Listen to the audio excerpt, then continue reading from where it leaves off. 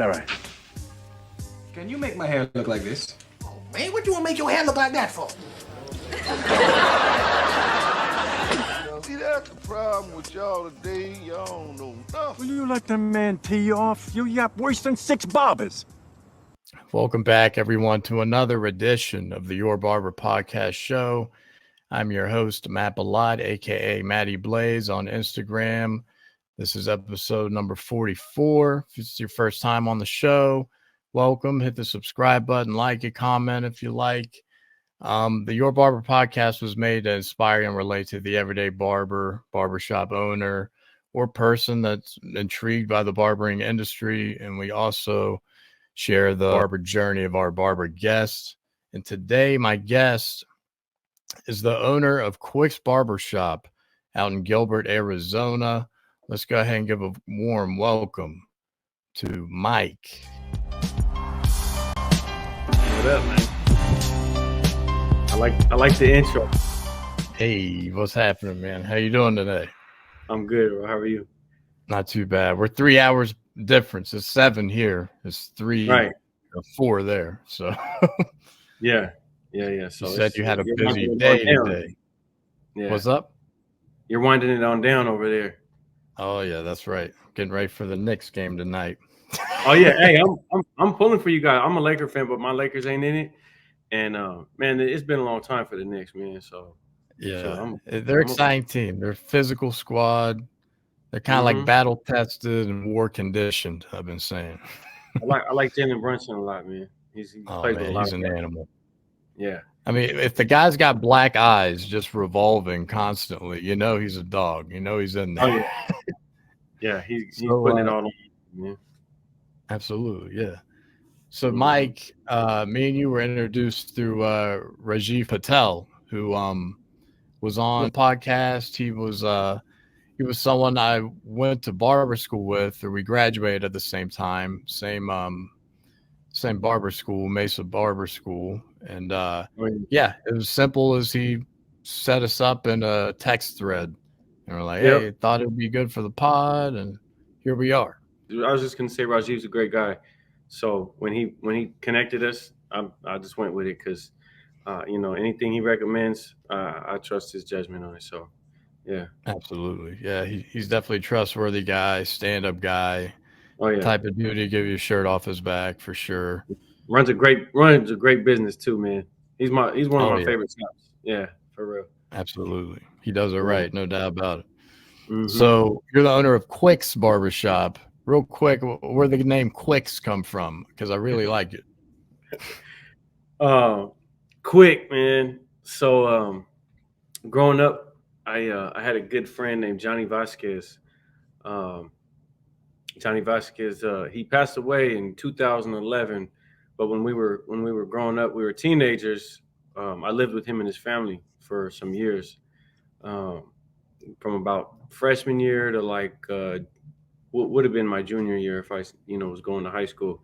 And he was just a funny guy, man. Real funny sense of humor, and he was the guy that always had the remote at home. He had to be flipping the channels, and we were watching Washington's Most Wanted. Hello, I'm David Rose, and thanks for stopping by. Looking into the story. There was some criminal on there that was wanted for all these petty crimes, and they're looking for him. And they said, if you see this man, he goes by the alias Quick. And he thought the guy looked like me, so he thought it was so funny. He was like, "Quick, look at you, man! Look at you on TV." And he said, "That's you, man. You're Quick." And he just kept saying it. He kept calling me Quick, and he started saying it around all our friends, and it just stuck, man. Everybody kept calling me Quick, so finally, I just submitted, and I said, "All right, man, I'm Quick." You know what I mean? So I had to give the name a new look, though, man. Yeah. No, that's cool, though. I mean, that's an interesting story. Yeah. You never know where you'll gain a nickname from, and sometimes they stick. He was a good friend. And now looking back on that, he really gave me something. Because now it's a brand that has grown to, network around the world with other barbers and provided for my family, myself, and it's really something special. So now I look at it differently. It was funny when it came about, but now as a brand, it works so well. And he's not here, so I like to think that he's looking down, going, "Ah, that's cool. You took that and ran with it and made something special out of it." So yeah, man. Absolutely, man. I mean, there you got the Quicks right behind you there, Yeah. and God rest his soul, man. I mean, that's a friend in a way you'll never forget. You kind of Oh get yeah. reminded every day. So Oh yeah. that's dope, man. That's a good thing in his memory. Yep. Dude, I've been following you on IG for a while. Uh-huh. And when Rajiv connected us, I was like, I didn't even put two and two together. And I looked, I'm like, oh shit, I've been following this guy. I know this guy. Oh yeah. Like, yeah, I So know this yeah, I've guy. always appreciated your content. It's really, really quick, easy to Yeah. digest. And it's sort Yeah. of like, you're always picking the brain of your barbers in your shop and, Yeah. kind of quick interview style and seeing what their thoughts are on certain things. So. Yeah. Yeah, it's fun, man. The social media thing, um, a few years ago, if you would have told me that I'd be doing social media and putting out content and, really having the reach that we have and all that, I would have called you a liar. I would have been like, because I'd always been the guy that was like, I don't mess with social media, man. I'm not into it. I'm a very private person. Still to this day, I don't have any personal pages on anything. I just have the Quicks Barbershop page. But there was a point where I realized, like, you know what, like this social media thing is powerful, man. And me Oh yeah. waving it off and saying I don't mess with it. I just thought, like, man, I don't want to end up being that older barber that just never like Evolved. pivoted and transitioned and did new things Yeah. and like just doing the same old thing and never really, maximized and reached my potential. You know what I mean? Yeah. So I just said, let me stop saying that. Let me stop saying that I don't mess with social media. And, I started to put it out that I wanted to work with somebody because I don't know enough to even know where to start with social media. You know what I mean? You leave it up to me, I'm gonna be posting terrible pictures of my haircuts with bad lighting, and you know what I mean. Right. Same stuff I was doing prior to that, but shortly after, I kind of decided that, hey, I want to hire somebody to work with, somebody that really knows how this thing works. I had a guy by the name of Mike Barber. He came in and he just came in for a haircut, and he got a cut with one of the other barbers, and then he let me know, like, hey, this guy does social media, he shoots and he edits, and so we started talking, and yeah, we started working, man. We started working, and initially it was more showcasing. It was just kind of shots of the barbers and myself cutting and music, going from one shot to the next, and I thought that's what we were doing. I thought that was the plan. Little did I know, he knew all along. He wanted to get me to sit down in the chair at some point. But getting people to go on camera, sometimes it can be tricky. Some people just don't want to do it at all. Some people will be up for it, but then the nerves just really, you know what I mean? So he never really prepped me for it. And then one day he was just in here shooting, and he says, hey, you want to try something different? He said, like, 3 red flags. Like, can you come up with 3 red flags in a barbershop? Like, for people who need the barbershops. And I was like, yeah, that's easy. Shit. This is what I do. So I wrote them down, and he said, all right, just sit in the barber chair, and I'm gonna just sit right here, and I'm gonna shoot it. And so we shot it, and it just took off, man. It just took off. Man. And it's got to be fulfilling too, kind of like overcoming something that you typically would mess around with, and like now it's kind of like so you can't stop now. I'm sure. No, I can't stop. No, I can't stop because it's so valuable, man. I mean, on different levels, it's the network that I've gained. I mean, through people that I've met on Instagram, or not really so much meeting people on TikTok. That's more just for, like, I feel like the TikTok is more marketing. It's just like, but that's the other level of it is the marketing. The amount of people that come through this door that found us on Instagram or TikTok blows my mind, man. I mean, It between is. that and Google, that's all we do is Google and social media, and we're busy, So no, I can't stop now, and now I enjoy it. I have fun with it. I It's don't fun now. I don't take it too serious. You know what I mean? Going into it, it was nerve wracking, and it was something I had never done, being on camera, being filmed and It's stuff. easier the more you do it, right? The more you do it, the more you just realize, like, nah, don't take yourself too serious, man. Don't worry about what you're looking like, or you know what I mean. Like if it's your best day or not, just shoot it and just put it out there. Absolutely. Yeah. Whoever it falls on, and it does very well for us. And now, like you said, bringing the barbers into it, I enjoy that more than any of it, honestly. Like I've shot a lot of just me or stuff like that. But when I get the barbers involved, it's so fun, man. It's so fun, and I don't prep them. So when I ask them those questions, they don't know. Yeah. They don't know what's coming. Because that's how I want it. I want it genuine. I want it, natural. Right. And the first thing that comes off the top of their mind. And that's the whole thing too. I mean, they're getting to know you and your barbers, and you kind of put on display your personality and their opinions and everything. It piques more people's interests that way. Just like we're doing here, we'll do today. Like it's another level of opening up to your audience. Yeah. And it's great for the team because they're showcased through the content. You know what I mean? So they'll be cutting somebody's hair, but they're being filmed while they're doing what they do, and you can see their work and everything. So it's great for the morale. It builds the team up as well. You know what I mean? For them to be seen. And then it helps them grow their brand and their personal brand and their network, because now when they go to, barber expos and barber shows, people are like, oh, you're the guy from, I seen you. So it opens up, conversations for them, which is great, man. And I realized that, starting out, I started this because I needed an income. You know what I mean? I needed something to provide. But at this point, I've realized how much it's more about, it's about other people. It's about the team. You know what I mean? And putting them in position to win.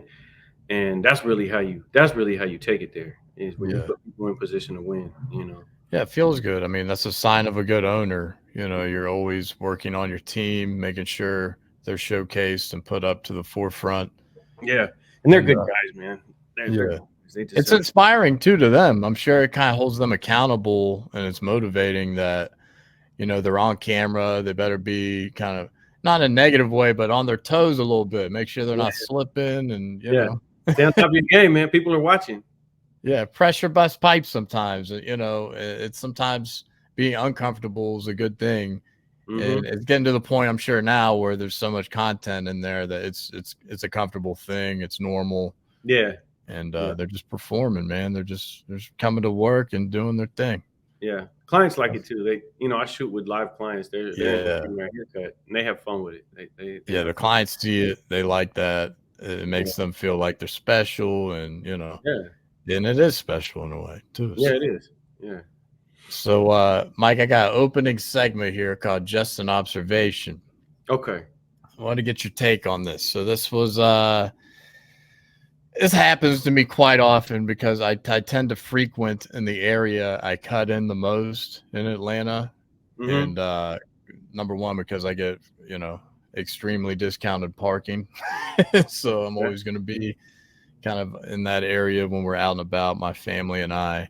And we're at a festival that's kind of in a neighborhood that they just kind of closed the streets a couple weeks ago. And how do you approach seeing one of your clients out in public?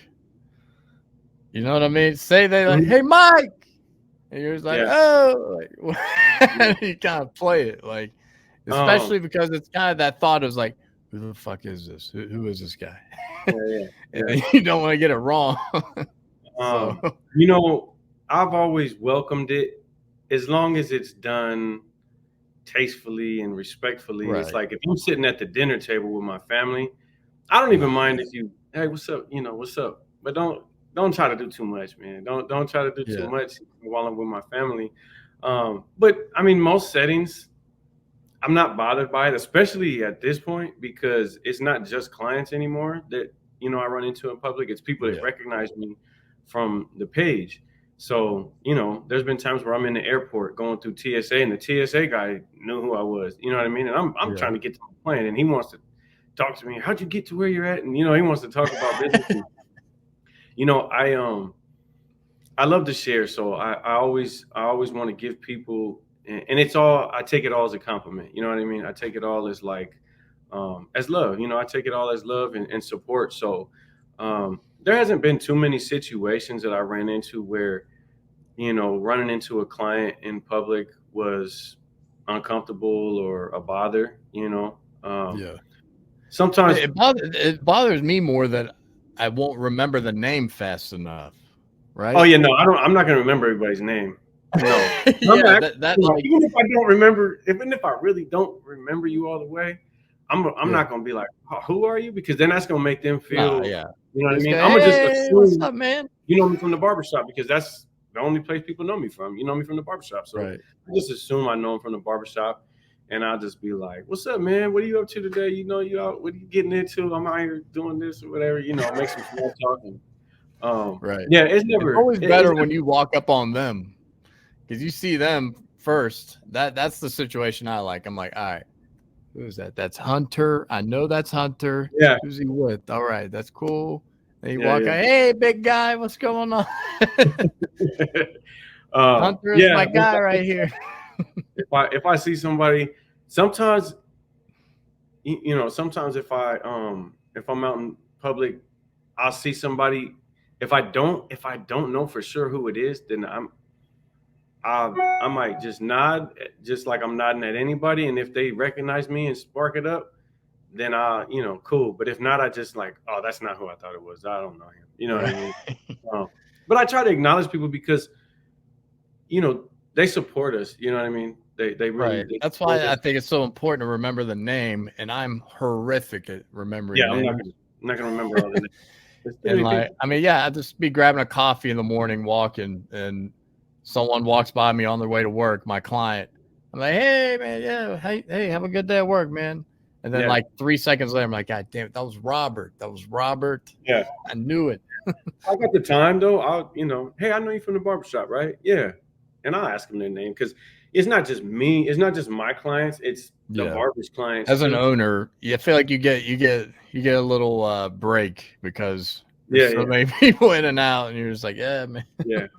So that's I'll catch you. We did a piece on that though. We did a piece. Oh, you did? Yeah, it's been a while, so you might not have seen it because we posted it. It had to be probably a year or more ago, and it was exactly that. How to handle it when you see your barber in public. Yeah. And we got a lot of backlash about it, a lot of comments and stuff. Which that's what we want. We want comments. Engagement. That's good. We want the engagement. But I did on the piece. I said, don't like I just said, if your barber's with his family at the dinner table, don't go, yo, my man, because people will get animated and they'll get like, where the bitch is at? It's like, whoa, like, yo, chill, bro. Damn. My family's here. What did I say? Your family's looking like, who is this? Right. So yeah, we touched on that.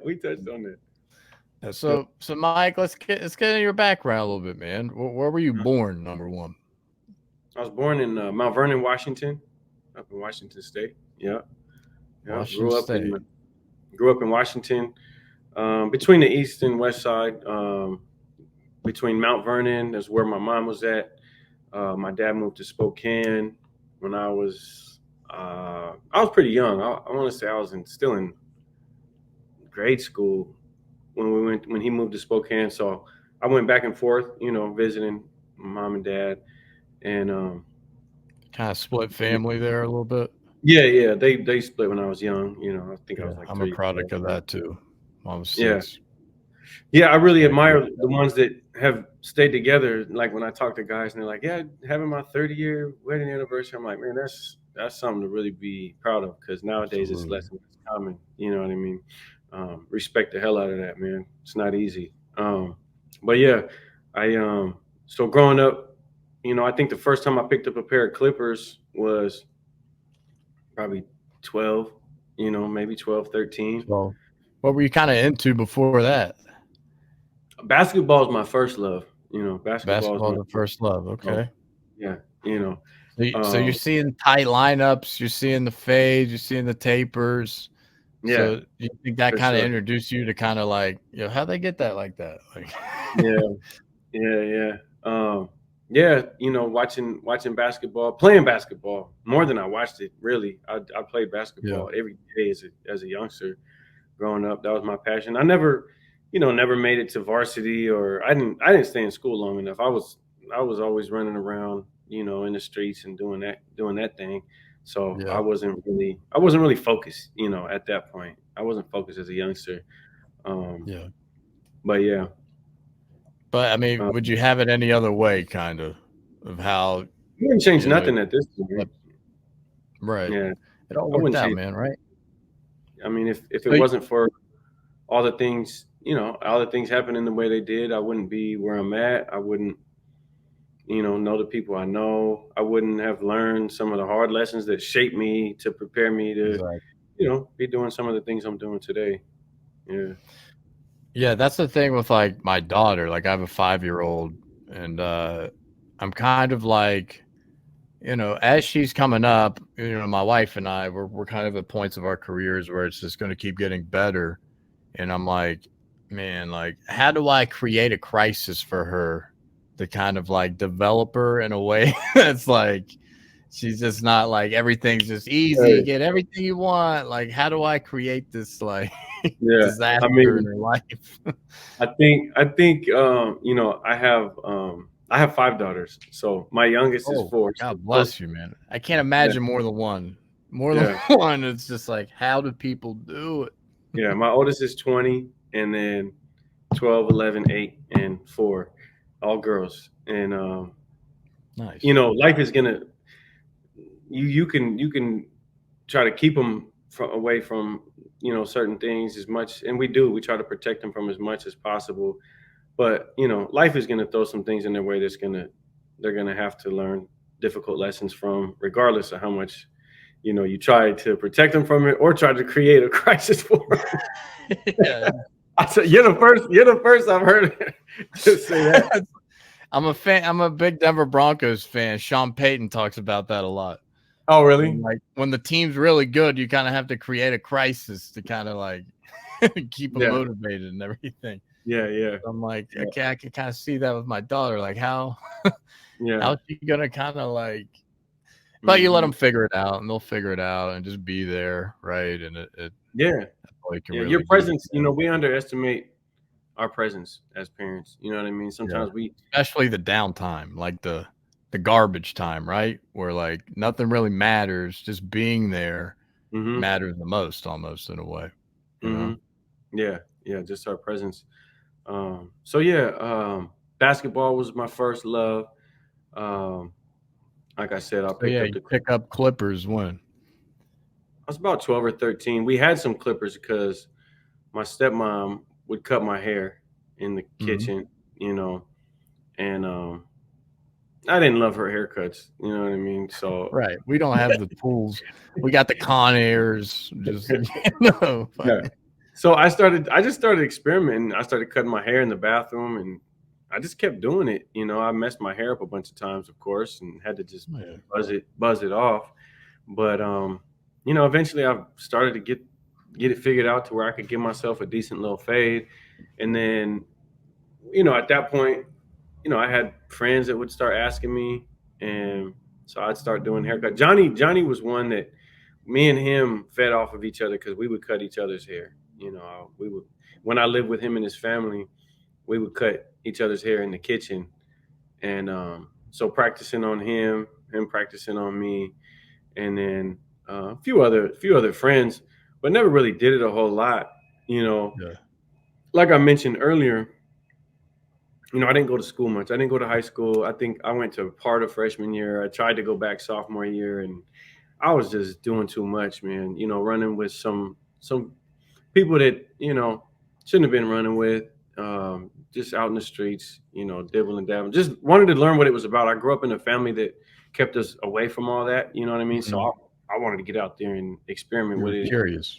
and learn about it. And So I did. And so I didn't go to school much. I got my GED. I think like sophomore, what would have been my sophomore year, I just went and took the test and just got my GED. But I always worked, man. I always had multiple jobs. Even if I was hustling and doing, stuff I shouldn't, I'll still keep a job. So I've done landscaping, roofing, construction. I've worked in restaurants. I've sold Nextel phones back in the day. I There you did go. that. I sold Cutco knives. You remember Cutco? Oh, They yeah. got some great knives though. That was a big thing. The knife, Yeah. vacuum cleaners. That was another Vacuum salesman. cleaners. Yeah. So I always hustled, man. Always wanted to get out there and get it, trying to figure out how to get it. And that got me in trouble. Late years down the road, that got me in trouble. When I was 19, really running with the wrong people. I ended up catching the case and went down. I had to do some time. I got sentenced to 5 years and ended up doing 4 out of 5. And that's when barbering really presented itself to me. Oh, That yeah. was the only- There's a lot of good opportunities in there. Well, they didn't have a barber program there like Okay. some institutions do. Yeah. But I just kept putting in for the barber job. I kept sending requests to get the barber job. And about a year and a half in, I finally got it. And I had 2.5 years before my release. So that was my first real barber school, man. That's where I practiced a lot. That's And interesting. I got to practice on all types of hair, you know what I mean? Because you got everybody in there from all backgrounds, all cultures. So when they give you the barber job in there's no training. There's no, let's sit down and orientate you. And no, it ain't none of that. No. They open the door, they count the stuff, and all right, here you go. And the way, the guys would get a haircut, they had already signed up previously. You wait in line and you sign up for haircuts. So when you get there, you've already got people on a list. So like, all right, this guy, are you so-and-so? All right, come on. And the way it was set up, it was just a little room, one chair, and they had the 76s with the blades. I had never cut hair with those. They had the Andis Masters, never cut hair with those. And they had a trimmer called the T Finisher from Oster. Terrible trimmer. I mean, no. It's just horrible. You know what I mean? But with those, I really, I dove in. Found the way. I knew what I was doing, and I had a few bloopers, man. I did. Yeah, talk about that a little bit with just because when you're starting to cut hair, it's one of the most nerve-wracking things we'll go through, right? And you're doing it inside with some people, you don't know what the fuck they did, right? Yeah. So yeah. Was there any kind of tremble or nervousness of cutting some of these guys? I'm sure there was, man. I don't recall any moments where it just really just overwhelmed me or really got to me. Nothing that really stands out. I do remember I think it was the first day I was in there. I took the 3.5, and it was a guy that was probably 35, maybe 40. Yeah. He had some length on top, and he wanted it, faded up, and then he wanted to just style it on top. And I took the 3.5. That's a little less than I thought. I started right here, and I said, "Oh shit!" and I pulled back, and it was too late. I had already cut it. I did my best he never came back to me. Thankfully, it wasn't a big. I wasn't if you have people waiting, and there's people waiting, that almost can take your brain out of the nervousness a little bit. Yeah, you know what I mean. I don't have time to really get too caught up in this.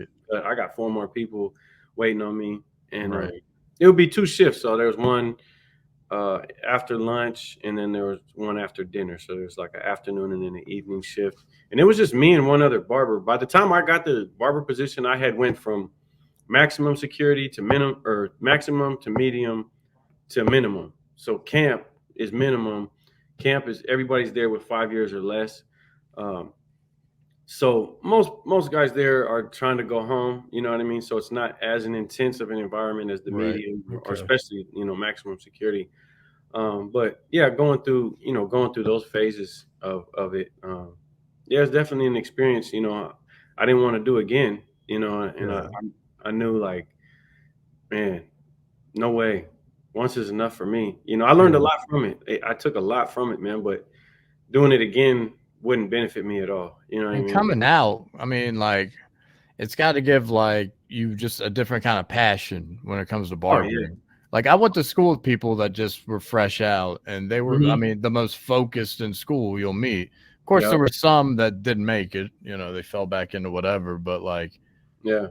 yeah, it's a, you gain a whole new appreciation for it and the love is real because you know, it, you know, what it Yeah. used to be and Yeah. what it got you out of. For me,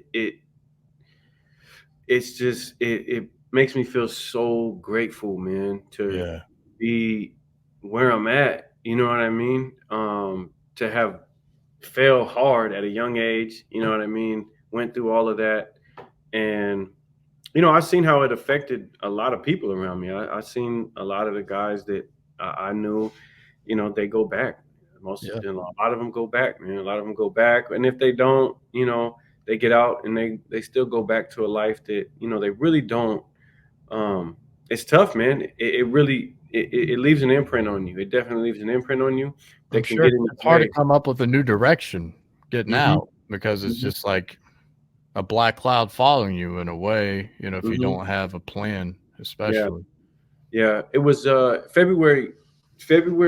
January this year, um, January 26th. I got up and I looked at my phone. I went to read my daily word and I saw the date. And I wasn't thinking about it. I don't keep track of how long it's been, but I Right. saw the date and I recognized that day. I said, that's the day I got out. And then I did the math real quick. I said, oh shit, it's been 15 years, man. And 15. I What a just got beautiful chills. ride. It just gave me chills and, you know, I got emotional. I was just like, man, Yeah. Dude, I wow. find myself getting so emotional these days. It's like, because I kind of had a heck of a decade, you know, with this Hmm. journey getting here too. And like it, just looking back, that's what it is. I'm trying to be just grateful this year and just be Hmm. like happy and Yeah. just kind of understand how blessed I am in so Yeah. many ways. Yeah. You know, I always, one thing I always say is there's like a balance between, for me, and I'm sure this applies to a lot of people, but for me, I always have to balance my ambition, which my ambition is like shooting for the stars, right? Like I want to, you know, achieve so many things. Balance that ambition with gratitude and Yeah. remembering where I came from, because when it's balanced, you can be ambitious and you can shoot for the stars. But if that's all you do and that's all you ever think about, you'll never be, you know, look back where you came from and be happy with where you're at, happy today, you know, with Yeah. where you're at. And that doesn't necessarily mean you're content, like you don't want more, but it just means like I'm happy today because yeah, I might not have achieved everything I want yet, but shit, I've came a long way. So let me, Yeah. you know, let me be grateful and let me be happy about that. So It's a it's good good. thing, man. Some It's good to people take the aren't moment. some people aren't ambitious or grateful. Yeah. So you got both. Right. That's funny. Yeah, man. So yeah, man. I mean, yeah, it's a beautiful journey. And I was Yeah, looking man. at this, it just caught my eye when we're talking about getting clients back to back and everything. Just to branch off because we kind of pop around the Yeah, quick that's fine. fire questions. Yeah. So I was thinking about this the other day.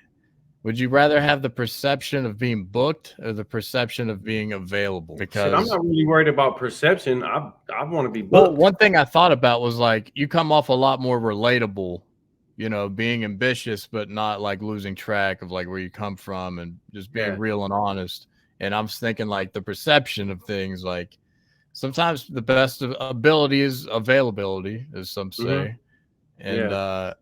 but at the same I'm like, time, you feel like you're more, you know, it creates a panic, like a fake panic if you're always booked or the yeah, yeah. perception and they want to I book think, ahead or, you know, what have you. yeah, I think I would like to be, I would like to be mostly booked, but I would like to be available. I don't want to seem out of reach for like, you know, people that just found me on Instagram and like, hey, I want to go get cut by that guy. I wonder if he's got openings. You know what I mean? Yeah.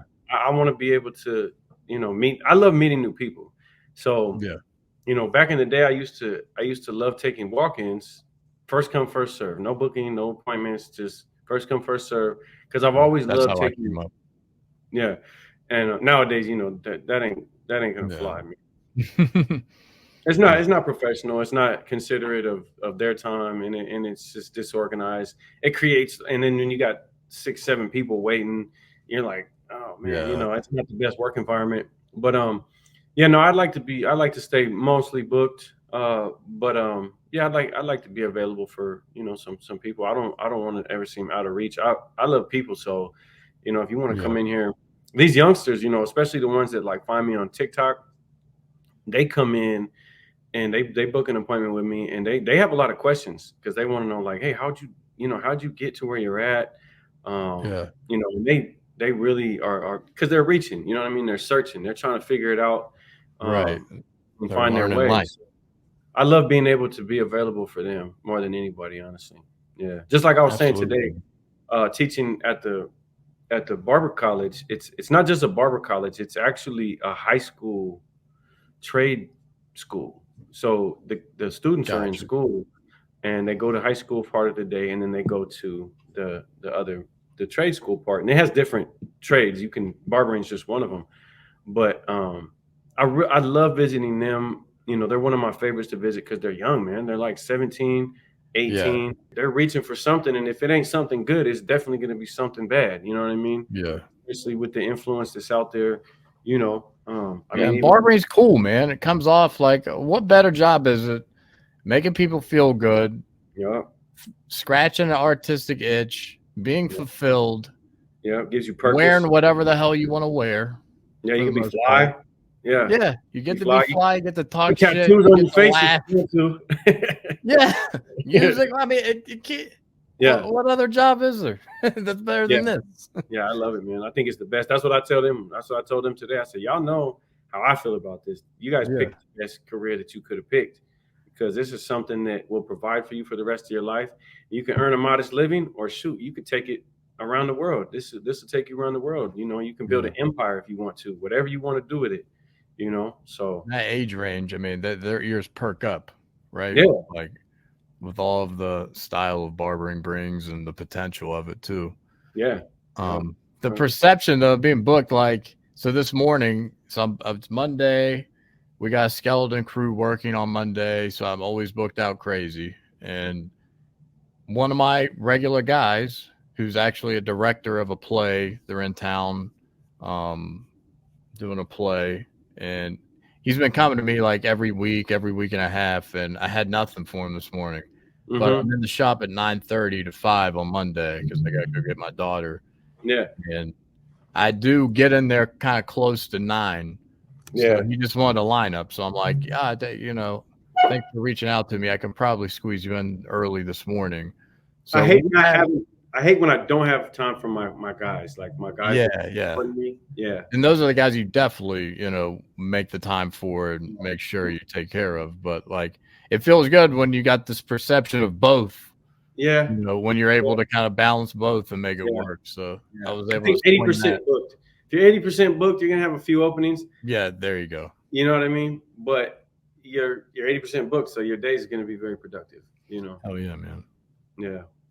Yeah, I just had you ever seen that show? What is it? Unbreakable. Kimmy Schmidt, Unbreakable. You ever seen that thing on Netflix? No, Unbreakable. There was a movie I thought with Samuel L. Jackson. It was called. Yeah, that's the old school. That's that M. Night Shyamalan. But this was like a show. It won like an Emmy. It's like Tina Fey made it. Oh no, I haven't seen it. And this cat on there, this dude, he's making his like writing debut on this play that this director. And the guy did a movie with Eddie Murphy, that Dolomite remake, and he's yeah. he's like the second lead on that show that won the Emmy. Okay. So the director, I'm cutting his hair one day, and he's like, "Oh my God, he thinks he can just come in here with no appointment. Oh my God, he's here." And I'm like, "What? What? What?" And then like I could just tell by this guy's demeanor, I'm like, "Okay, this guy might be a big deal. Yeah. Maybe this guy's a big deal." And they shoot so many movies in Atlanta and shows and all this shit. But Yeah. so I was like, okay, it's not too foreign, but like the play thing kind of threw me off. And then he sits in my chair and I'm like, okay, so you're kind of a big deal, I gather. You want to run me down through the filmography or whatever a little bit? And he just, he rings off all those. I'm like, okay. That's cool, man. Yeah, it's cool to kind of just like, you get people popping in that shop all the time because we're around the corner from the Four Seasons. We're in the same building as a Lowe's hotel. Okay. And it's like, yeah, it's been a very good networking and, clientele builder being in that area. That's one of the things that I love the most about what we do is how many people it introduces you to. Oh God. And the stuff that people do, you meet people from all different walks of life, different parts of the world, people that do, jobs that you never even knew exist. You're like, wow, that's fascinating. You know what I mean? Like it's not only movie stars or like actors and shit. You get the camera dolly guys that are like on these swinging things on Marvel movies, and you're like, what the fuck? Like, I got questions. Yeah. I get stunt men, married to stunt women. I'm like, yeah, I got questions. Yeah, I'm gonna have to come check you out. I want to come down to Atlanta, man. I've never been to Atlanta, so. Oh, that's dope, man. It's certain things driving wise, the worst shit you'll come across, but you just gotta know the do's and don'ts a little bit of it. But it's cool. Well, I'll have you and Will to fill me in on that stuff. Hell yeah. So I'll give you my top 5 psycho car for sure. But so you mentioned it, finding a connection with a new client.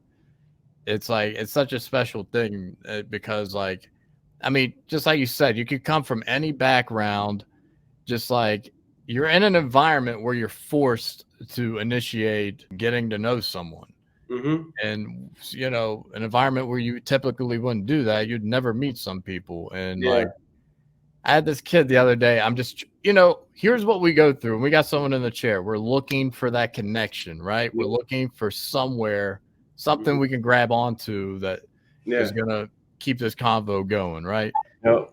And this kid, he's kind of got this for lack of a better term, kind of like a nerdy, kind of socially awkward type. And not that I'm some extroverted, talking dude, but behind the chair I am. So I'm searching, thinking something, and talking about movies and shit. And he says this, and I'm like, hey man, have you seen that show Fallout? You watched that new show Fallout yet? Like the video game? He's like, oh, I'm a huge Fallout fan. I'm like, I got him. There you go. I got him. I had a stunt man. He knew a guy that was in a crazy scene on that show. Oh yeah. There's something gruesome. This guy gets the back of his head blown out, and he's hitting other people through the guy's head.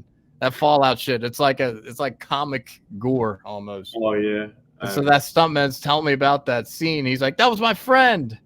And I'm like, what? But yeah, it's just we search for little things to connect to clients. And what's your take on that, man? You kind of, I spoke on this today. at the class.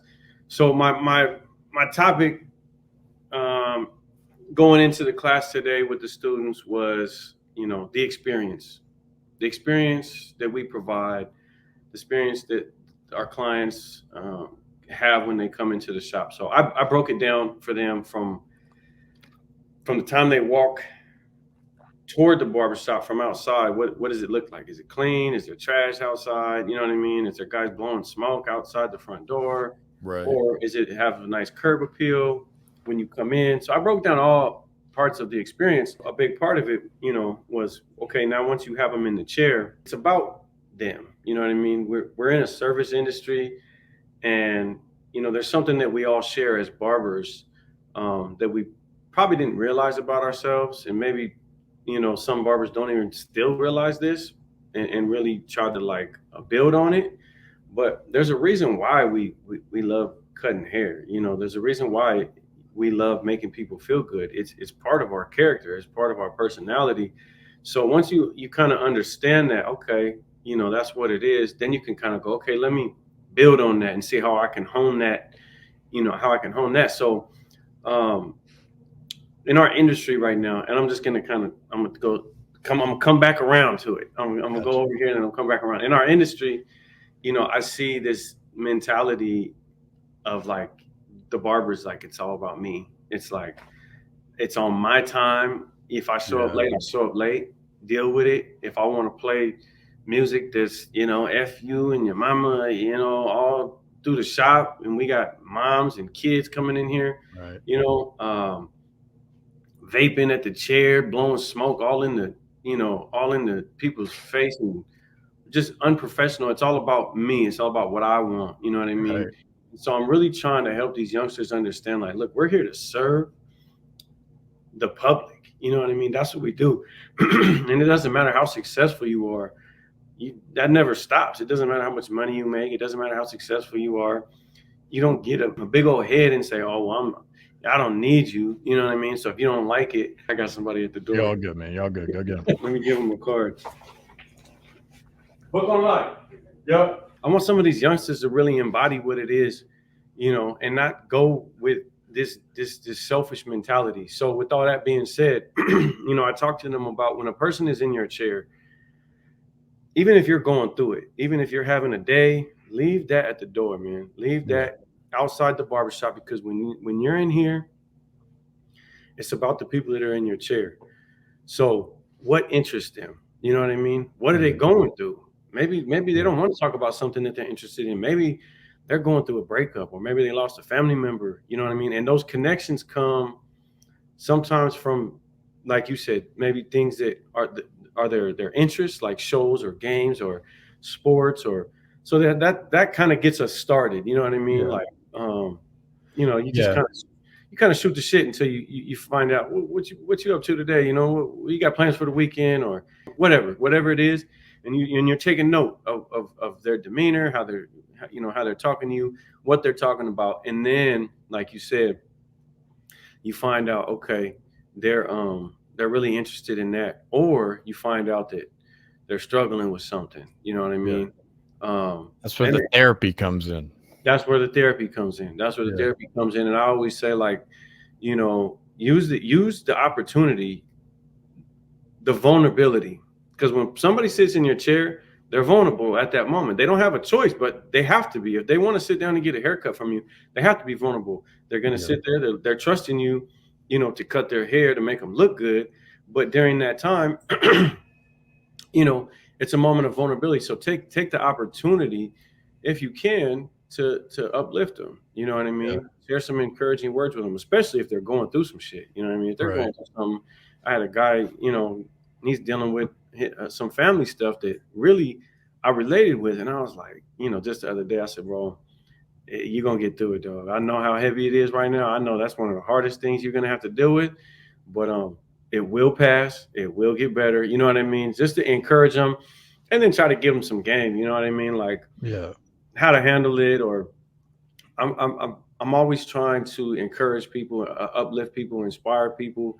So I really believe that the hair is the vehicle. Like, we cut the hair, we style the hair, but you don't get hair without a person underneath it. You know what I mean? So it's really more about the people than it is about the hair. 100%. Once you really take notice of that, then you can really build on it and go, okay, well, how can I do this even better? How can I be even better at impacting people's lives and touching their lives? And sometimes it's not deep. Sometimes it gets real deep. You know what I'm saying? I've been in tears in the barbershop talking with guys. You know what I mean? God, yeah, dude. But I also, it's not always like that. A lot of times it's just having a positive interaction. We take it for granted because we do it all day. We get to do it all day. We get our social feel. We get to learn about everything that's going on because people bring you all this information, the latest this, the whatever it is. So we get to do it all day, but some people, they don't get that. And that might be their only real genuine interaction with somebody since the next time they come see you. You know what I mean? They might work in the office. Sometimes get hard to get them to leave. Yeah, that too. They'll hang out. Yeah. And I tell them, like, dude, hang out. You don't have to leave. Hang out if you want. Yeah. We got a bar, we got a couch, we got whatever, man. Hang out. Yeah, you guys got it popping over there, man. I thought it was cool though what you said. I mean, beautiful thing what you're doing, number one, with the youth, and that's the part of barbering they don't see. The part that makes it about the client more than the actual barber. So that's huge that you're doing that. And barbering's a perfect distraction from whatever you got going on in your life, man, as the barber. It's my therapy, bro. It is my number one therapy. It's a very and I have a therapist, but she can't do what the barbershop does for me. You know, said you have a therapist? Yeah, I have a therapist. I talk to a therapist. Everybody should have a therapist, man. Everybody that's also something I've thought about this year as well, adding to the repertoire. I mean, it's really just somebody to talk to. It's somebody we do it already. We do it already with people, and we don't even realize it. When I started meeting with my therapist, I said, I already do this with a number of people. We've been doing this. I've been doing this for years. It's just breaking stuff down, psychoanalyzing stuff. But my therapy, I get so much fulfillment and so much joy from the barbershop, bro. Like, and just to put it in perspective, I took about 1.5 years off from cutting. I just came back. I just got back behind the chair about 6 months ago. And I took that time off because I was dealing with pain up here in my back, in the top of my back, my neck, and then my hands. Like my hands, I've been saying I got going numb or hands cramping? Numb, cramping, all of it. Yeah, I got a little bit of that. So I was saying for years, I got carpal tunnel because my hands were always aching. I got carpal tunnel, and I would just, do my stretches, and I'd be trying to do this stuff.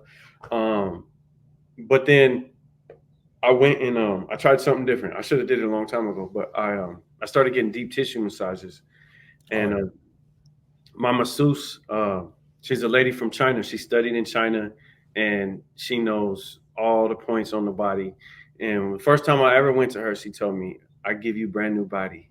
I gave you brand new. And I was like, all right, I hope so, because I made it, And that's what this podcast, part of this podcast, maybe the first 10 episodes had a lot of physical health, maintaining, taking care of yourself, because if you can't stand, you can't cut hair. Yeah, it's hard work to stand all day, you know what I mean? And the positions we put our body in when we're all the different positions, you know what I mean? So I got a whole routine in the morning, dude. I got every device, roller, massage gun, that you can think of, man. And I have to do it. I have to stretch, or else I would be this brittle, I'd fall apart. I'd age 20 years faster. Try deep tissue too, man. Of course. Yeah. We're my wife and I, we're big massage people. Okay, cool. Yeah. I found a chiropractor in Pennsylvania right before I left, and then I left, and I haven't found one since. But I'm sure there's one in Atlanta just right. Oh yeah, there's a huge school here. That's what that guy told me. He's like, beware, because there's a massive school out there. So there's a lot of good guys, but there's also some bad mixed in there. So I had taken about 1.5 years off. And I thought I was done. I thought that was it. I was like, well. So physical, that was the main reason, or was there other stuff? Yeah. I was hurting, man. I was hurting. How old are you, Mike? I'm 40. Okay, 40. Yeah, and I thought that was it, because, literally, I'd start one haircut, and I'd just be like, damn, man, I'm in so much pain, man. Like, really? Yeah, it really was, disheartening for me. And I was like, damn, man, well, let me just learn the business side some more. Which during that time, I really got to hyper focus as a business owner. So it was valuable time. I used it valuably because, I can't fall back on the income from my hands right now. You know what I'm saying? I can't cut. So how do I budget? How do I build the business? How do I keep this thing going to where I can still continue to, earn a living for me and my family? And I thought I was done. But thankfully, thanks to my lady, new body, new body, Linda, got me back in the game. So when I came back, though, I realized how much I really, really missed it, man. Oh, yeah. I hadn't had those interactions. I hadn't had my therapy like that for 1.5 years. Did you get down in the dumps when you were away from it? I was getting down. Yeah, I was getting down, and I didn't realize it. Sometimes we were the last people to realize, you know what I mean? Because it's kind of a slow process, you know what I mean? You kind of little by little. But yeah, I started I started getting down, and man, coming back, I'm just so happy, man. I'm so like grateful, and I'm just like, oh, I'm so glad I get to have this still. You know what I mean? And Special, man. I don't ever want to stop now. I thought that I would be okay. Like, let me build up my business till I don't need to do it, and then I'll move on. And I thought that would, but that doesn't fulfill me, man. It doesn't. You know what I mean? We can do the whole traveling, we can do the shows, we can do the social media, we can do everything else, but none of it fully embodies what you experience behind the chair on a busy day in the barbershop. It's the camaraderie between you and the guys you work with, Yeah. the team. It's the interactions that you have with the people, your regulars and the new people. They're both equally valuable, you know what I mean, and enjoyable interactions. I like the feeling of being busy too. Like I like striking when the iron's hot and keeping the dominoes falling. There's something to that with me where like I just thrive with it. Yeah. Like going back to like shaky and stuff like that. If I got like a pain in the ass client, and not for nothing, I had one today that he's one of those that's just like, why does he keep coming back? I don't know what I need to do. And he's the kind I'll start getting nervous if I have a gap before he comes in. Yeah. But because he's super picky too. He's super like just he's an interesting fellow. But anyway, if I'm rolling and rolling and rolling, it's like nothing fazed me with it. So, you don't have time to think about it. You're just in rhythm, and you just I'm just in rhythm. Exactly. Yeah, you just on to the next. So it's all those different things, the little things that kind of help us out mentally. Yeah, and then the people that I've met through my chair, it hasn't always been me uplifting them. There's been times where, man, I've had some people. Even recently, I had an experience where, man, one of my guys, and he hasn't even been coming to me a long time, but he spoke to me so profound and so powerful, Doug, that I was just like, sharing some of the word of God, and I was just touched, man. I was just touched.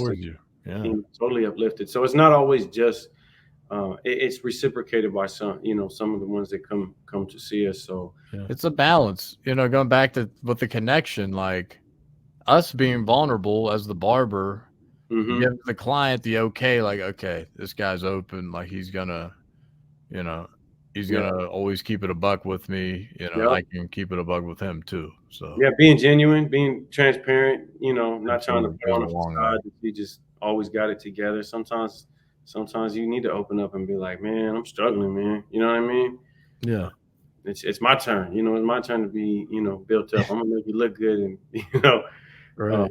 But that's those interactions are more rare. Those interactions are more rare than the ones where I'm doing the building up, I would say. You know what I mean? Yeah. But equally valuable experience. Here's one thing. Tell me if you ever struggle with this, or have you ever met anyone that kind of struggles with this maybe on your team?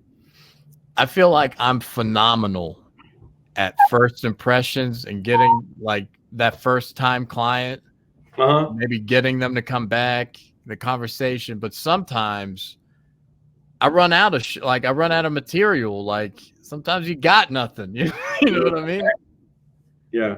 I'm recycling a story I already told them, and I realize I'm like, oh man, like I take barbering as like almost like a comedian at times, like performing, keeping them entertained in a way. I had an old boss, she hated dead air. And I kind of was like, okay, you don't have to like, it's okay to have some dead air sometimes. Yeah, a little bit, yeah. Yeah. And I would say that not every client wants to talk. That's what I told them. Yeah. Today. Not it's everybody. Reading. It's a feel. You got to be able to read people. And that's one thing we develop a lot too. Just being able to read a situation quick. Yeah, for sure. So if they're giving you one word answers, you're trying to conversate, they probably don't want to talk. If they close their eyes, they definitely don't want to talk. Leave them alone and cut their hair. That's how you know. Yeah, it's just sometimes I feel like, and just that kind of comes around with moving around too, and just like getting new friends. Like I don't want a lot of new friends. Yeah, and like every time my wife puts me in a situation where we're in like a double date or like you should meet his husband or her husband. He's cool. I'm like, all right. It takes a lot. It seems like it's easier to meet people in the barbershop, right? In that setting. It is. And plus, there's the overdoing it too. Like we're overstimulated with meeting people all day, every day. Yeah. So when it comes to our real life, we don't want to meet new people. Yeah, I can meet people all day to conversating and hosting and talking. Yeah. Yeah. No, even if you mean the best, even if you really want to force almost a friendship, it can be hard if it's just not there. If you're kind of like you're dried up on material or ways to connect with people. Yeah, so that's definitely a thing. Yeah. So as a shop owner, I wanted to get into this, and it's super important, and it's something we all deal with every single day, and it's schedule management. So what is kind of your timing in the barbershop and what you kind of recommend to your barbers and everything? How long? Well, go ahead and break down kind of your services and kind of the timing of everything first. So we have my slots are, I think I'm at 35 minutes right now. And then some of the newer barbers are at 40, so when you book an appointment, it's either going to be a 40-minute or 35-minute. The goal is for, all of us to get to 30 minutes. And I can do some cuts I can do in 15, 20 minutes. I do that because I like to pace my day. I don't want to, just because I can cut super fast, I don't want to do that all day. You know what I mean? That's not what it's about. That's not quality. That's not a quality experience for me. So I like having a few minutes in between. I like having 5 minutes in between so that I can clean my station. If I need to, I can drink my water or grab a little bag of trail mix, or you know what I mean. And I found that pacing myself through the day, but at the end of the day, I feel much better and I feel much more ready to do it again the next day. You know what I mean? Yeah. As far as like our services, that's our service time. Outside of that, managing my schedule with everything else that comes along with being a shop owner and an educator, and a family man, and doing all these things, wearing all these hats. I just try to tap in the night before. Everything got to go in the calendar. If it doesn't go in the calendar, it's not getting done. That's something I've been, I don't know why, but I don't utilize a calendar. I have to. I kind of utilize my notes, and I just date shit on my notes. Yeah. But of course I got my appointments calendar, but that's just clients and that's it. I got to schedule a lot more family stuff, personal stuff, and work stuff or career development stuff as well. But even for your guys though, how do you kind of groom someone to get to that 30-minute haircut slot instead of over analyzing a haircut or you know what I mean? I let them know what what's expected of them, what we're shooting for. Yeah. And then one day, without telling them, I'm just going to change the time on their haircut. When I know that they're ready, when I feel that they're ready, okay, but they're using the 40 minutes just because they have the 40 minutes, then I just change it. I go in our software and I just change it. And for that week or those 2 weeks, it's probably going to run behind on a few. You know what I mean? Yeah. You don't know what you can do until you put yourself in that position. Exactly. And a lot of times you're just overdoing shit. You're just picking at stuff that doesn't need to be picked at. You know what I mean? You need to just go in, debulk, fade, do the cut, you know what I'm saying, and move on. You need to mess around playing with the hair. You don't need to play with the hair, man. Just, Mike, you're doing so many good things, dude. Huh? You're doing so many good things. I love what you're doing, man. It's perfect because I feel like our industry, we got a lot of guys that are taking an hour plus for a haircut. It's a bit unnecessary. Maybe at a certain price point you can argue, but guys like you, Marv, they're pushing that 30-minute haircut more. Yeah. And I think it's super important because number one, you're teaching barbers how they can maximize their earnings. Yeah. And as an owner, you can even maximize your earnings that way. If you can develop a team that can fit it in 30 minutes for most haircuts, then that unlocks untapped potential. So, Oh yeah, you're gonna cut efficient. I'm gonna take a little picture of this. yeah, man, it's Tag you on the absolutely, mate. Yeah, I'll put up a little something after we're done too. So we just wrapped and everything. But efficiency. Efficiency. I always try to. I push my guys. I tell them, I'm gonna push you. I'm gonna push you to do all the things that nobody pushed me to do in my career. Nobody pushed me to go to shows and network and meet people. So I'm gonna buy you a ticket and you're gonna come with me. You know what I mean? That's dope. So you can come meet people and get out there. I still haven't popped my cherry in that regard. I still haven't went to a show yet. Yeah, I mean, you're gonna go and you're gonna be uninterested in a lot of things that are going on there. Maybe it's a bunch of stuff you're not interested. But amidst all of that, you're gonna meet people that you connect with. You know what I mean? Oh, yeah. And that like are able to build and network with. And so I'm gonna be getting in it. Especially with what we talked about before we went on, that'll kind of be my little motivator to do new things, especially with the expo realm and everything. Yeah, I mean, you're in Atlanta, bro. So Atlanta is a hair hub, like, man. Yeah. Oh yeah, it's the Mecca almost, right? Yeah, Warner Brothers show, and that one just passed too. Yeah, I think they do one every 6 months. So there's another one coming. They had BarberCon, but I wasn't there this year for some reason, and that was the one I was kind of targeting to go to. And I'm like, what happened? We got one of 3 BarberCons here in Phoenix this year. It's the first time really I have it in Phoenix. I'm gonna have a part in the event myself, and I'll be there. When is it? October 20th. So if it's something, okay. I mean, you come out here and visit. I've been looking for a reason to go. I haven't been back since 2019 in Arizona. Yeah. So man, I've been wanting to just hang with my guys and see how things changed, and that would obviously be something great to go to. Yeah, the shows are good, and then I push my guys to just raise their prices. They're scared when I tell them, like, look, you're booked up, man. It's time to it's $5, man. You think your guys are going to trip, but they support you. And for the few that don't, and if they leave you over $5, bro, weren't worth it. I mean, it's like, what are you going to do? Let that hold you back? You know what I mean? Because all that's going to do, when you raise your prices, you expect for a few people to fall off. That's just opening up spots for some new clients. There it is. So I push them in their uncomfortable spaces. Like when it's time, same thing with the prices. I don't tell them. I let them know it's coming. I let them know at some point I'm just gonna do it. And that way, I said, look, use me as the fallback on me. Oh, the owner, he did that. I didn't know nothing about that. You know what I mean? And you can honestly say that. That's a good. You could be a proxy that way. Just like, yeah. But I mean, man, $5 times 10 cuts a day, that's an extra $50 a day. That's an extra $250 a week. That's an extra $1,000 a month. You know what I mean? Yeah, it adds up. Yeah. So yeah, I like to push them into uncomfortable spaces that nobody pushed me. You know what I mean? So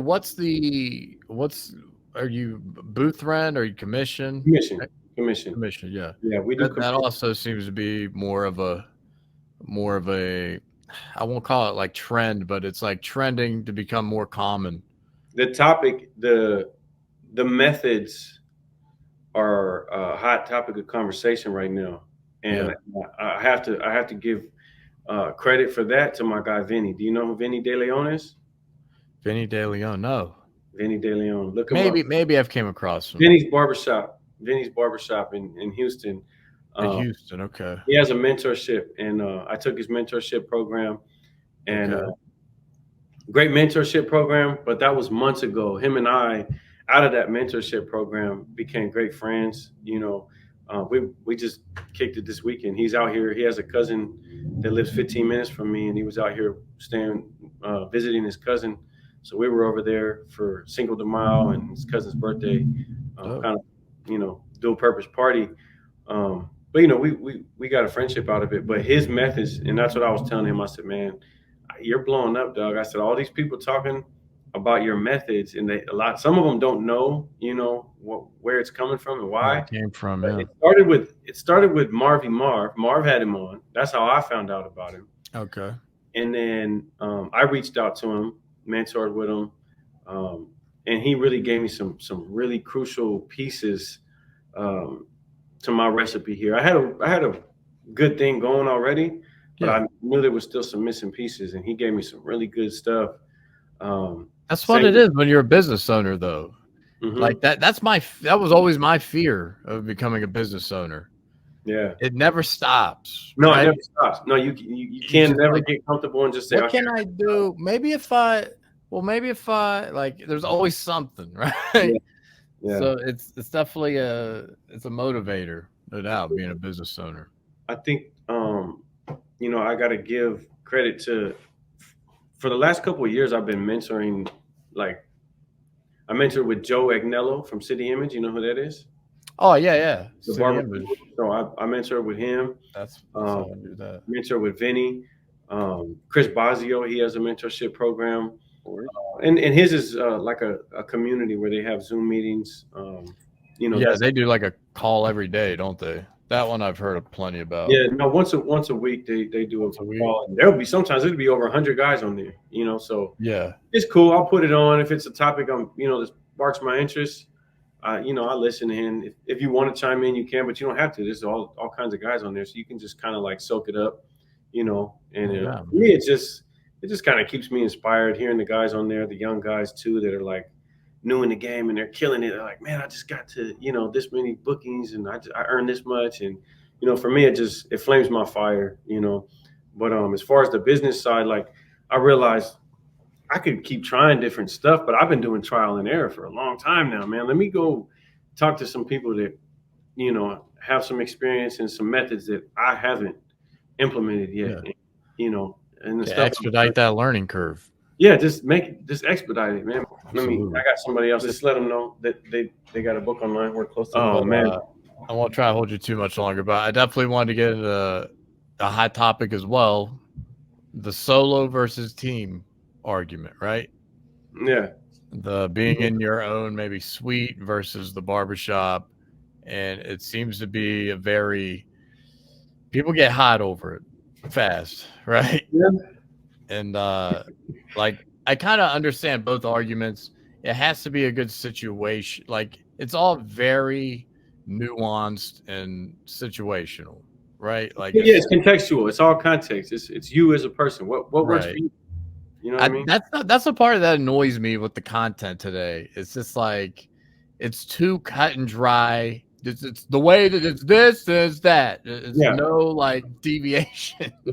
There's different things for different people. I think where I stand on it, because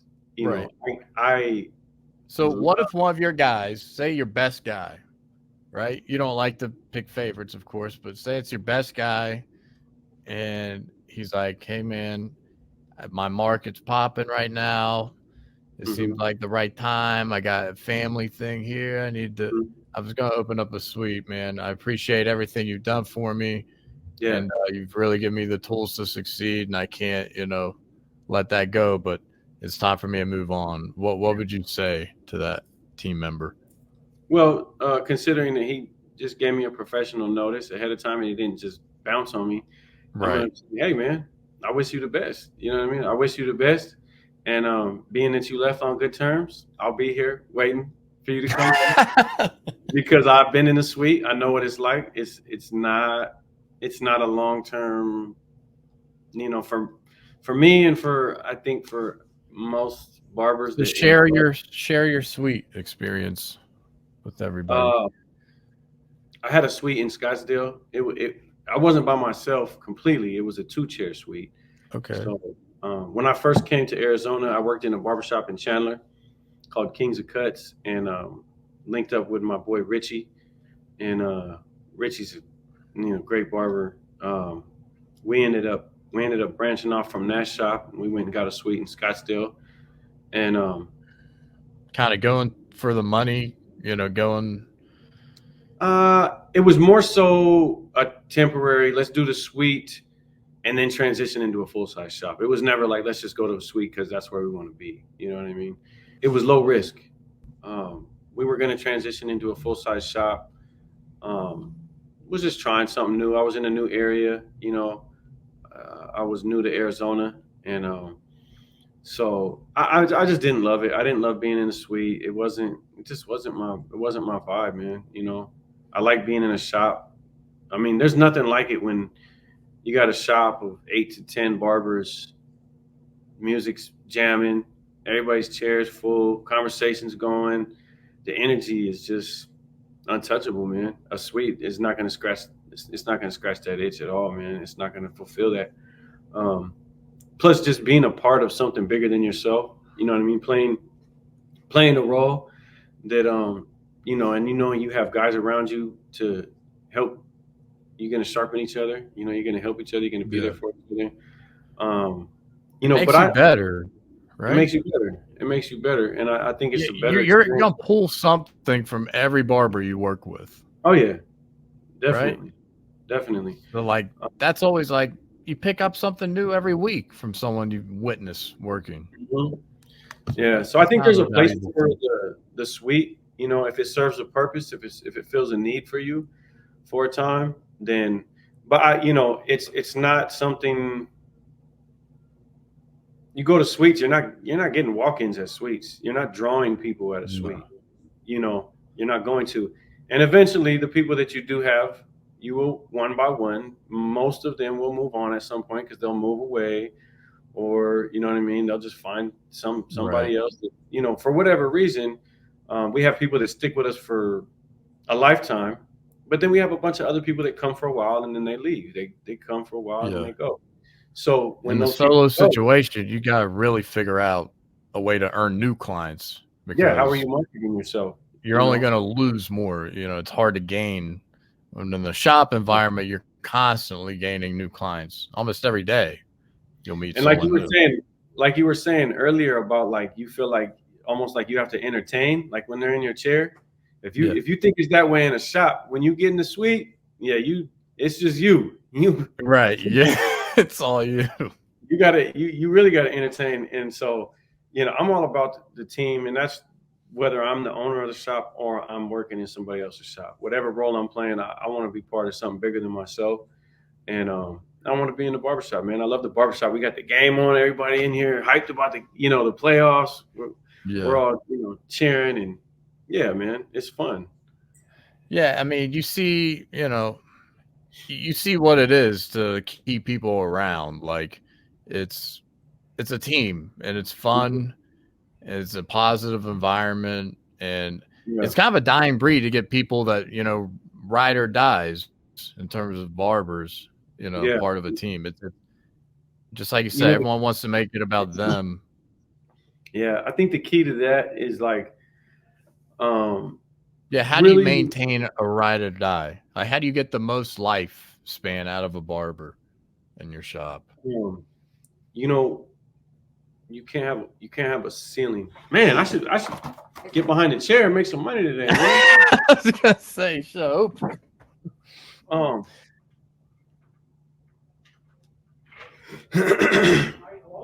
think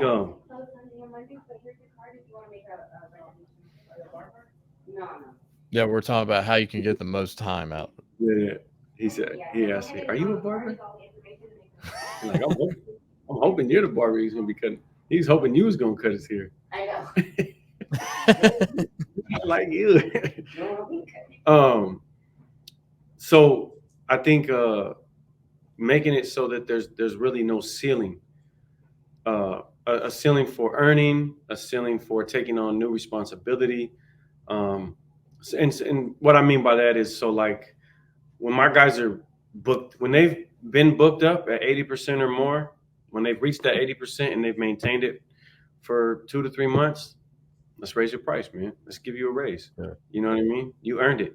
And the way my pay scale is set up, that extra funds is not going to go to me. All of it's going to go to them, because the more you do in sales, the more you keep.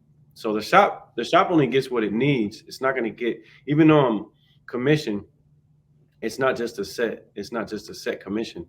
So That's one way. So earning potential, I mean, if you are at $50 and you've been booked up at 80% for the last 3 months, let's go to 55. You know what I mean? Yeah. I mean, and you just do that. You do that and repeat. Beyond that, beyond earning potential, some guys are looking for a more prominent role. You want to play a more prominent role. Okay. Let's get you into handling some duties around the shop. We can, Some we can even, management. yeah, we can put you in management. We can put some more money in your pocket. You know what I mean? And lighten the load for me of all the little things that I do. For me, I had to learn to trust people. I had to learn to trust my guys. You know what I mean? But that's we a have a tough great thing. we have a great trust between us, between ownership and between the barbers, and then barbers amongst each other. Is that something maybe therapy helped with a little bit, with like getting burned a few too many times, maybe in the beginning, and then kind of still lending yourself to trust new people into your life? I don't know if therapy. It was always kind of there. No, trust me. I got kind of I guess guarded and just kind of hard for a little while because Right. I did get burnt. I got burnt Right. a lot by people that I did not expect it from. Last person I would expect it from. So no, I got That's to a tough. point where I said, you know what? Forget this, man. I'm tired of helping people. I'm tired of putting people in position to win. I'm done helping people. And Yeah. and in the same breath, I'm like, no, you're not. You're not going to stop helping people. That's who you are. What you're going to do is stop expecting anything from people. Don't have expectation. Do what you do because that's who you are, not because you have an expectation of what you're going to get in return from it. And then, if you get burned again, well, you didn't have no expectation. You didn't have your hopes up about them. And you knew that was a risk. That's part of the risk. Along with that, though, finding ways. I always wanted to put people in position to win, but really figuring out how can we all be successful? You know what I mean? I don't want it to be just me, but I don't want to just make them successful either at my expense. I want to be successful too. So how can we do this to where we all win? So I think it was just, you know, finding the right way to do it, finding the right way to structure the business so that I can put people in position. And then if they've been in that position for a while and they want more, like a lot of people do, have that available for them, whether it's earning potential, whether it's more responsibility. I plan on opening up multiple shops out here. So my top guys here, I have my manager and we don't have a title on my other guy, but he knows you're the next up. You know what I mean? If my guy Cash ain't here, you look after things. And so when I open the next shop, he's going to be the one, managing that shop. So then more responsibility, more earning potential. Well, not potential, more earning. It's more earning. He's going to earn more being a manager than he is, just being a barber. But really figuring out how to help guys win, man. You have to put their success ahead of yours for you to be successful as a shop owner. 100%. Yeah. A lot of shop owners don't understand that either. That's the only way it works, man. That's the only way it works. Because if it's just the owner and you see the owners that they see the cash flow going through the business and they're just like, yeah, man, I'm making money, and they're not putting money back into the business. They're not marketing. They're not, improving the aesthetics. They're not improving the equipment. They're not bringing in the education for them to continue learning.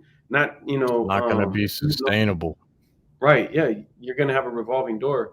And, I think at some point I also want to offer for guys who want their own shop, like say they want to own a barbershop and they want to own it. Okay. Do you want to branch off and do your thing, or would you be interested in owning a Quicks Barbershop? Do you want to own a Quicks Barbershop? Because we can do that, and you can benefit from the marketing that's been put in place, from the branding that's, I put a lot of investment into the branding, the reach, the following. So staying connected to the brand is really valuable, to where if you want to open a shop, all right, well, you put up the money for it. You know what I mean? You give me a small fee to use the name, and just make sure you abide by these certain things. You know, you've been working in the company, so you know how we do things. Just keep doing things the way we do things. And then, bam, that puts them in a position where it furthers the brand. So we'll have another Quicks Barbershop. The earning on it wouldn't be huge, but it's something, as opposed to them leaving and it being nothing. And it maintains, like, we've been rocking for a while. I want to maintain this. Let's keep rocking together. You know what I mean? So, so those are some of the things that, as far as like having longevity and being able to work together with somebody, you know, I think those are some of the things that I've implemented. Not quite the licensing or franchising thing yet, you know what I mean? But that's something I've talked to my guys about. You know, that's something I plan on. So, because once we build together, it's like, let's keep building. Like, I want to bring you guys all. I want us to all raise up together. It's not just gonna be me, and then, you know, you guys are still Let's get into the Instagram, man. Let's check it out here. Got Quicks Barbershop. I gotta get a shirt, by the way. If you sell shirts. Oh, I got t-shirts. I got these crew necks. People like these crew necks a lot. This is nice. I'm about to throw this on because the AC's kicking in here and it's cold, man. Yeah, that's one thing I told people about Arizona. It's almost a relief walking outside in the heat. Yeah, because the AC blows so cold. Because it's so cold. Shoot me your address. I'll put one in the mail for you. Absolutely, man. Yeah, I'll send you a little something too. But yeah, man, let's get into the shop real quick, or some of the content, just to give people a little taste. So let's see here. Here's a little interview action. Check them out. You know, the minimum is 20%, but I'd expect like 40% in the time and detail I put into my haircut. I expect at least $5, but I'll take a Google review over a tip any day. Google reviews are priceless. You know, I don't like to expect anything. I think if you're giving anything, you know, it's for sure appreciated. But yeah, I mean, I'm a big tipper when I go out and I go to a restaurant or do anything. You know, I at least tipping 20%. If the service is good, I'm giving more. I think a tip is always like it's a generosity kind of thing. You know what I mean? You can not tip and I'll still be cool, but then at the same time, it is more of it's appreciative, you know, for you to tip your barber. Just got my hair braided. I tipped your $50. But yeah, a tip is always gonna be appreciated. It's always, you know, I'm always very grateful for a tip. Yeah. Yeah, I don't really expect a tip. Tips can come in many different ways, so I don't really expect it one way. Cash is cool. Money's obviously cool, but reviews are dope too. I think if we can get reviews, if you can put my name up there and the light so everybody else can see that I'm doing you right, that's a good tip right there. What kind of tip do you expect? There you go, man. Yeah, that was a funny one. That one, we've been having fun with that one, especially the first one, Giuseppe. The one. What do you say? 40%? It's like, chill, man. I don't even think we got the 40% option on the POS. He was dead serious. He was like, nah, at least 40. Damn, bro. You see everybody else's response was like, I don't, you know. Everyone else was like, I mean, it's not needed, but it's funny. It's funny because I had a guy. This happened twice now in the last 2 weeks. I had a guy in my chair. And Giuseppe, he was running a little behind on his schedule. So I said, hey, Seth, I said, make sure you speak to the mom, because she was in here with her kid. I said, make sure you speak to the mom. He said, yeah, I did. I said, yeah, because nobody wants a late barber that expects a 40% tip. And the dude in my chair just starts rolling. He's busting up laughing like he was on the inside, you know, like he knew. And then he says, I found you guys off of that post. That's the post how I found you guys. So Seppi says, yeah, that's why he's in your chair, not mine. Oh man, but Giuseppe, hilarious. You know, Giuseppe he's so skilled, dog. Like he's just so skilled, and his fades, he's like surgical with it. He just picks them apart, and he spends a lot of time on it. You know, he's one of the ones I had to just cut his time down because I'm like, look, you're just spending extra time. You're just spending, unnecessary time. But that's just because he loves to see that just perfect, just smooth, blurry fade. You know what I mean? And he'll just sit and dissect the fade. And so in the post, he said because of the work that I put in, you know, because of the detail, he says, I expect. I get an argument, but it's like no, it was great content. It was great content because it fell on people, and a lot of people were like, man, forget you. You know what I mean? Like, so the engagement was off the charts for that. Oh yeah. And that's all it takes. That's all you want sometimes in a post. Just get people talking. Yeah. That's what a lot of the public doesn't understand either. Sometimes you're just trying to stimulate the algorithm a little bit by just maybe just poke people a little bit. Not trying to offend nobody, but just you might poke them a little bit. Playing devil's advocate, just creating a discussion. That's all it is sometimes. Yeah. But yeah, man. I mean, you guys got 50,000 followers, 53,000 followers. That's a pretty quick climb. How many years did it take to kind of get that up there? Year and a half ago. We started like a year and a half ago. So yeah, it took off pretty quick. And then the TikTok too. The TikTok goes crazy. The TikTok has even way more followers, but I don't get on there. I can't. I stay away from TikTok because I know me and I don't want it to grab a hold of me. So I just stay away. Yeah, I can consume your time, but they're great. It's great marketing, man. It really is. Oh yeah, man. See, I like to scroll all the way back. Yeah, if you go down to the bottom, you can go down, and you can go. You've been doing this for a minute. Find the content that I was putting up there. Okay. Before I started working with somebody, I don't know how far down it is, but it's probably down there a ways. Yeah, man, you've been putting it in. Yeah, we meet every week, and so when he comes in, when the social media fellow comes in, does he kind of stack it all up? Does he get a bunch of content at once, and then you guys slowly kind of put it out? So we'll shoot. In there? Yeah, we'll shoot. If I'm really on a roll, I'll man. There's been times where I've shot 8, 9, 10 pieces in a day. Yeah. See, there you go. Now you're getting down to some of the early. Yeah, that's stuff that I was putting on before. Yeah, got a team there. One of the that was a class I did. I hosted a class right there. Okay, you hosted a class there. Yeah, that was when my guy Cass, he graduated from his apprenticeship. Yeah, that's yeah, man. I haven't looked at these myself in a long time, man. Is that SMP right there?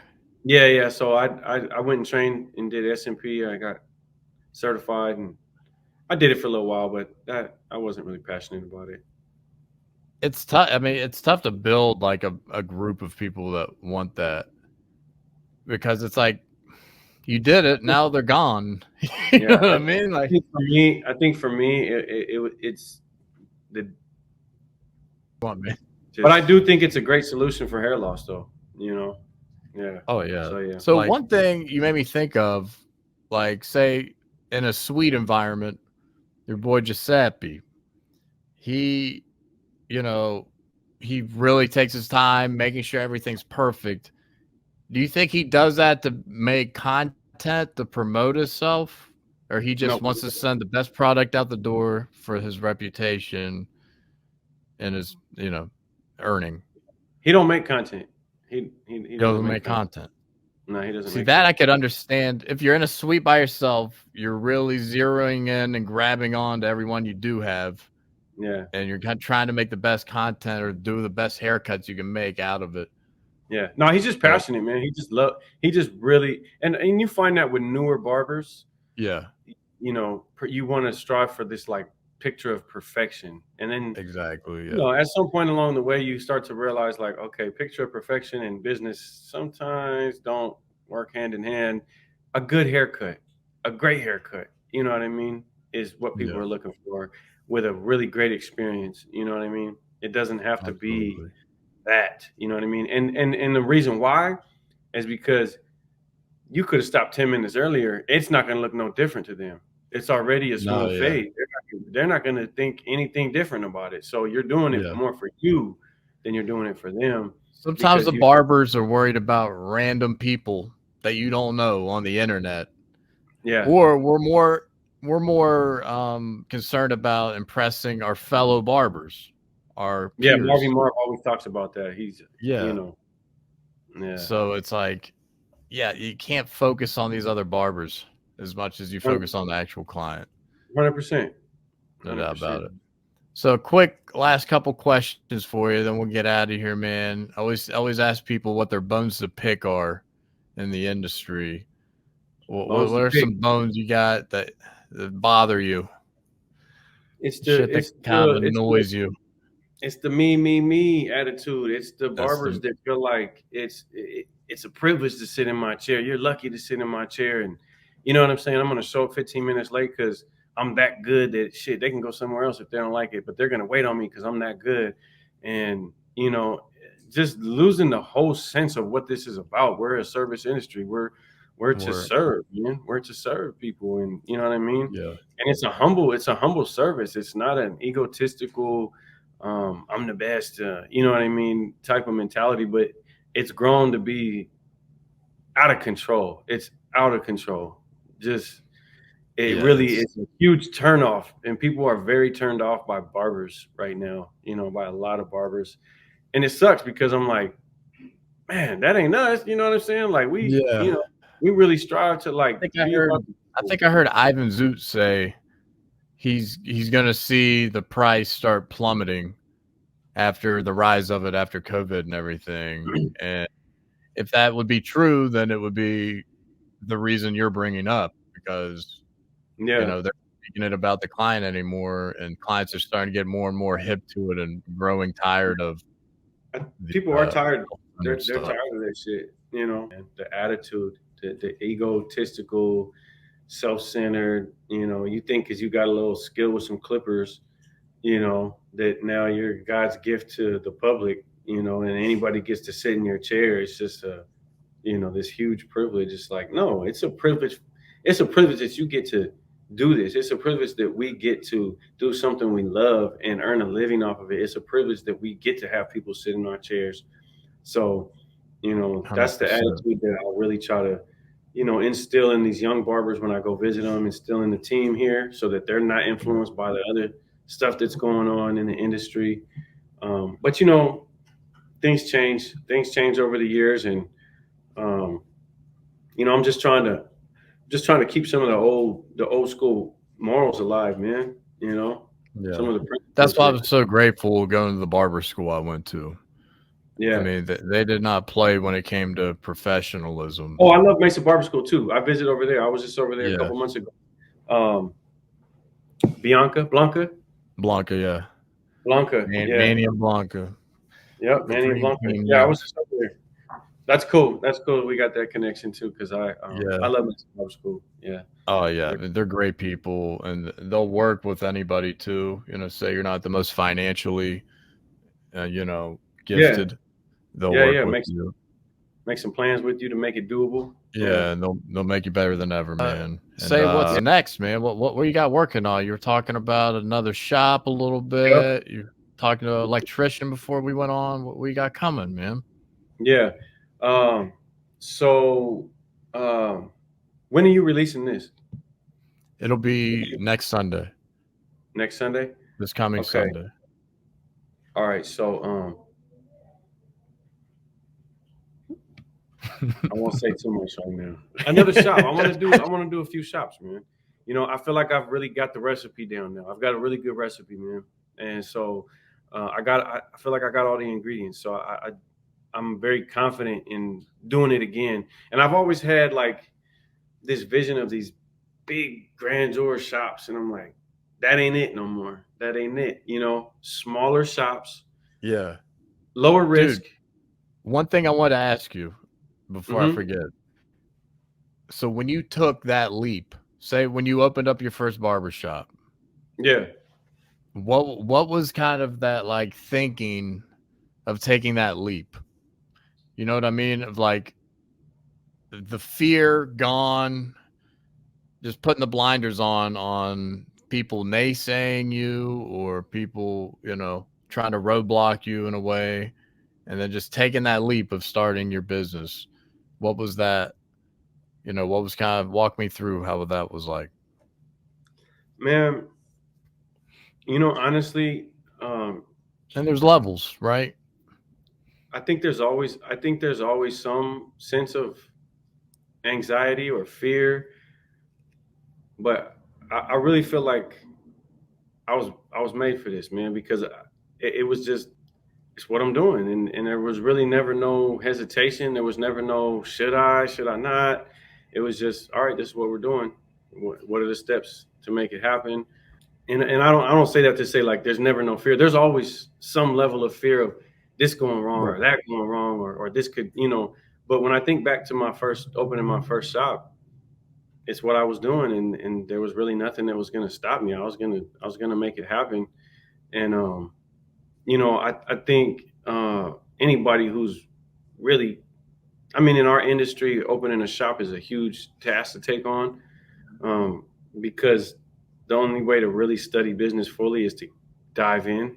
And when and then learn how to swim, and you're gonna just go through a lot, during that. Yeah. All the mistakes you make seem to have a good value to them. Oh yeah, because when you learn it hands-on, it sticks with you. You never forget those lessons. You can learn it in a book, but the point's not gonna be driven home the same way as, dang, I did this and it did not work out well. So you're never gonna forget, I'm never doing that again. You know what I mean? Right. So it's always just been kind of natural for me to just go, man, put it on the line and just, and push it, because I really feel like as long as you keep pushing it, the only way it's going to just completely fall and shatter and be destroyed is if you just neglect it and just stop caring for it. You know what I mean? But as long as you are tending to it, you're doing everything you can, like, it's going to grow. You're going to be all right. You know what I mean? I do think that barbers should study barbershop business, at least through observing where they work, maybe mentoring with some guys prior to doing it so that they can set themselves up, for the most success. But I always say, like,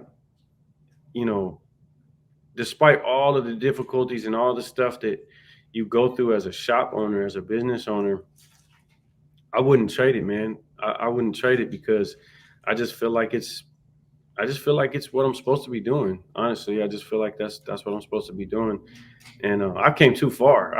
I years ago, I decided, like, look, even at times when it feels like this ain't working out, you did this too long to walk away and go back to cutting somewhere. So keep going, because you'll figure it out at some point.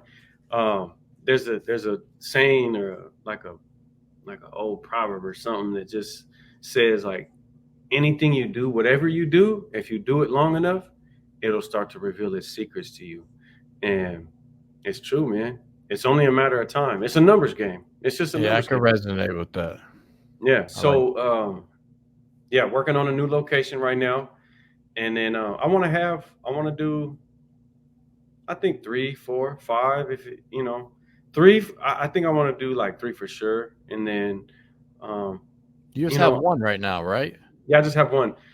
But I reached a point where I realized that I stopped setting these goals of, like, financial income goals. I don't have financial income goals anymore. I just focus on what I do. I just focus on what I'm building, what I've been building. And I just say, I'm going to keep fulfillment, building. Man. It's the fulfillment. It's the purpose. I get up and I'm excited about it. So if you're not fulfilled, if you're working a job that doesn't fulfill you, the money isn't going to fulfill you there either. No, the money's not going to fulfill. Even so, I got guys that make $250,000 a year doing shit they hate. They can't stand it, and they're not happy. You know what I mean? I got clients like that, and I'm like, dang, man, I don't make that much, but man, I'm happy though. I talk about that a ton on here. How many people you see miserable every single day? And it's just like, dude, working at Kroger, take a leap. Yeah. Like, it's not going to give it a shot. You'll never know what'll happen.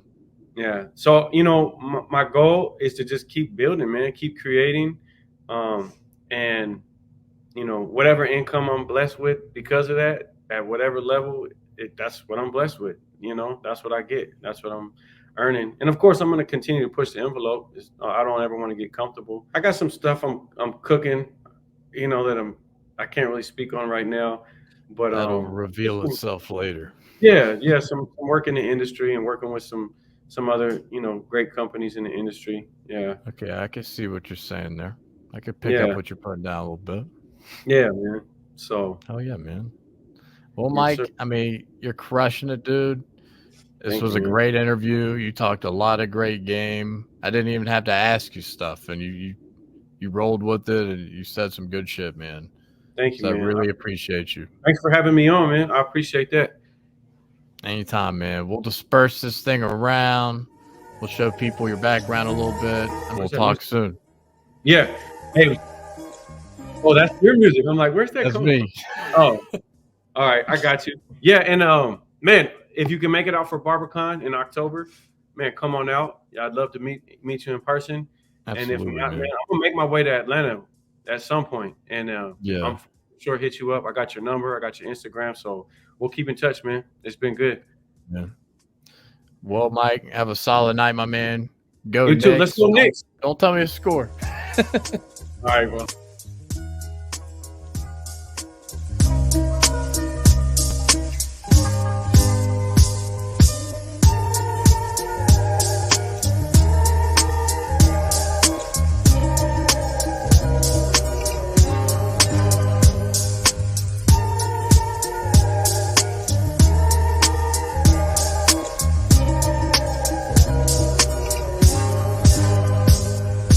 Thanks for watching another episode of the Your Barber Podcast. New episodes come out weekly on Sunday. Be sure to subscribe on YouTube and follow us on Apple Podcasts and Spotify to be notified when new content is posted. Thanks, and we'll see you next time.